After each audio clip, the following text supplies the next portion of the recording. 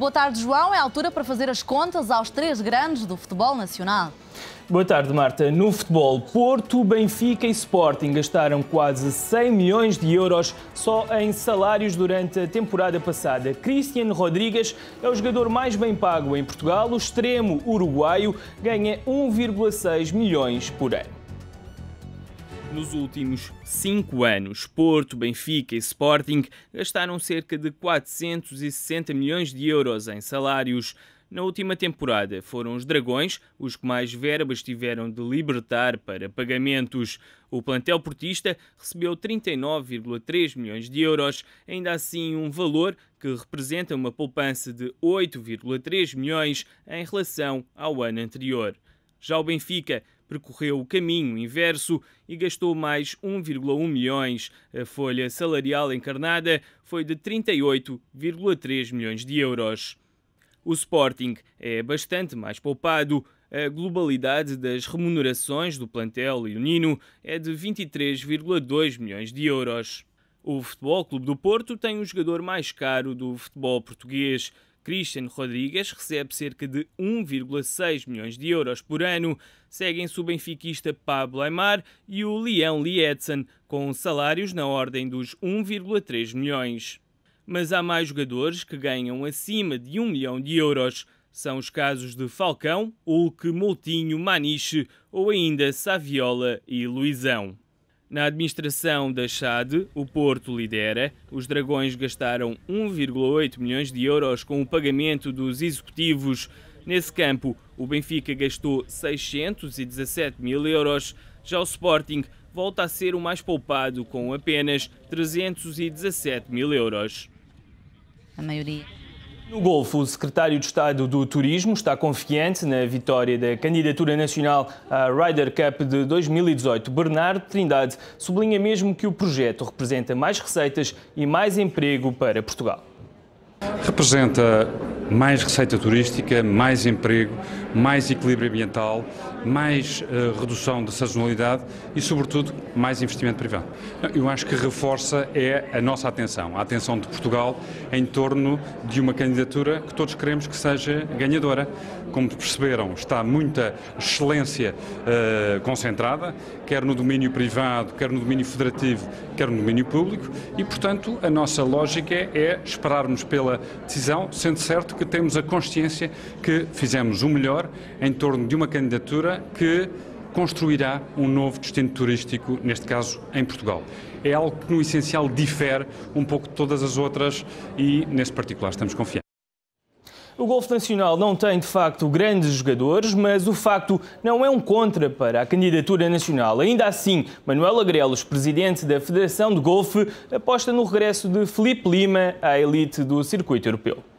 O Filipe Lima não estará na sua melhor forma neste momento, mas eu tenho confiança que ele, com certeza, à semelhança do que fez da primeira vez no Challenge Tour, em que ficou em segundo lugar na ordem de mérito, no próximo ano, no Challenge Tour, vai com certeza ter uma boa época e havemos ter Filipe Lima, com certeza, nos próximos tempos, para dignificar o nome de Portugal e, se calhar, quem sabe, aparecer nas Olimpíadas de 2016. A Rússia também não tem grandes jogadores e teve o Mundial de Futebol, por consequência não é por termos um grande jogador ou não termos grandes jogadores. Se calhar é mais fácil vir a Ryder Cup para Portugal porque precisamos desenvolver, é um país a desenvolver um novo destino e incrementar um desporto muito mais do que nos outros sítios onde já têm jogadores formados, não é? Por isso nós precisamos mais da Ryder Cup.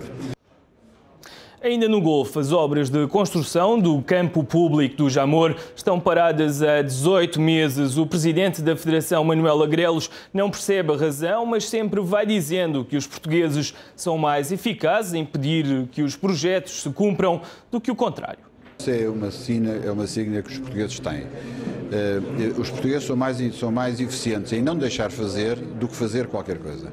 Por consequência, imediatamente, a feitura do campo do Jamor foi interdita com uma providência cautelar que teve um despacho provisório ambíguo e que neste momento tem paralisado as obras há 1 ano e 6 meses sem resposta definitiva do que é que se tem de fazer e, quer dizer, não percebo porque é que está parado, vai com certeza encarecer terrivelmente o campo e sem nenhuma vantagem, não é? Porque só tem vantagens naquele sítio onde não há mais nada, que é um complexo de alto rendimento desportivo.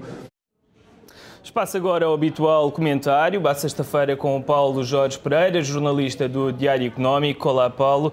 Fim de semana de Taça de Portugal. Vamos começar por perspectivar então o Vitória de Setúbal Sporting, que é jogado amanhã. Um jogo delicado para o Sporting que, por tradição, especialmente para a Taça, não costuma sair do Bonfim com resultados positivos. O Vitória de Setúbal, que vimos exibir-se principalmente na segunda parte frente ao Futebol Clube do Porto, com consistência e com organização, pode ser um adversário perigoso para o Sporting, embora os últimos resultados da equipa de Alvalade sejam resultados positivos. Está há 5 jogos sem perder. O Sporting não está tão bem no campeonato e por isso a Taça de Portugal assume outro tipo de responsabilidade para a turma de Leonina. É habitual que, quando as épocas são menos conseguidas, principalmente em termos de campeonato, a Taça surja como uma hipótese de salvação, digamos assim. Este é o caso, não só do Sporting, mas também poderemos falar sobre isso em relação ao Benfica, e vamos ver se essa expectativa se confirma em campo. Pode esperar algumas mudanças no 11 do Sporting, ou achas que o Paulo Sérgio não vai mexer, por exemplo, Hildebrand titular? É possível, embora a tendência dos últimos jogos apresente um Sporting com uma estrutura bem definida em 4-3-3 e com poucas alterações em termos de nomes. Como o Maniche não deve estar disponível, é natural que essa seja uma das mudanças. Quem é o principal candidato para entrar no 11? Há várias hipóteses. Vai depender também de perceber se mantém a estrutura de 4-3-3. Se for essa a ideia do Paulo Sérgio, é possível que Zapater seja um dos candidatos, por exemplo. Muito bem, o Porto entra também amanhã em campo para defrontar no Dragão o Juventude de Évora, um jogo mais facilitado, Paulo, para o Porto. Em função da grande diferença de valores que estão em causa, claramente, em função daquilo que é o momento do Futebol Clube do Porto, cuja época tem sido marcada só por jogos sem derrotas, é claramente favorito o Futebol Clube do Porto. Neste caso, pode-se esperar alguma rotação por parte de Vilas Boas? Creio que sim. É de apontar para essa situação. O Futebol Clube do Porto reencontra o Juventude de Évora, que já visitou na altura às Antas em e 97. Perdeu por 9-1, com 7 golos do Mário Jardel. É um resultado possível para este jogo também. Vamos falar então do grande jogo da jornada da Taça de Portugal, ainda relativo aos 16avos de final, porque o jogo entre Benfica e Braga foi adiado na altura por causa da cimeira da NATO por questões de segurança. No domingo, então, o Benfica recebe o Braga na Luz, o grande jogo, então, em perspectiva, e o Benfica tem de apostar na Taça, já que o campeonato também está longe do líder, tal e qual acontece com o Sporting. Sim, este é um jogo que chega depois da prestação europeia. No caso do Benfica, uma prestação bastante negativa, um jogo medíocre com o Schalke 04, que acabou em derrota na Luz. No caso do Sporting de Braga, embora perdendo em Donetsk, a exibição não foi tão negativa as duas como a do Benfica. As duas equipas acabam por sair da Liga dos Campeões, mas de maneiras bastante diferentes. De formas diferentes. O Sporting de Braga como o melhor terceiro classificado, como o melhor estreante português. Cabeça de série na Liga Europa. Certo, o que não sendo propriamente aquilo que se calhar muita gente desejaria, pelo menos não significa que tenha sido uma participação negativa. Paulo, uma questão que se impõe nesta altura: o Benfica está a 8 pontos do líder Porto no campeonato, está fora da Liga dos Campeões, também era um objetivo assumido por Jesus passar a fase de grupos. Caso o Braga ganhe na Luz e o Benfica fique também fora da Taça de Portugal, Jesus tem condições para continuar?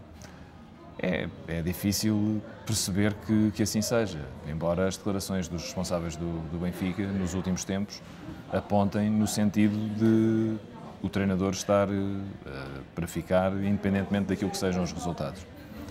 Parece-me, até pela confusão que se gerou no final do jogo com o Schalke, parece-me que a própria tolerância dos adeptos atingiu um ponto de não retorno.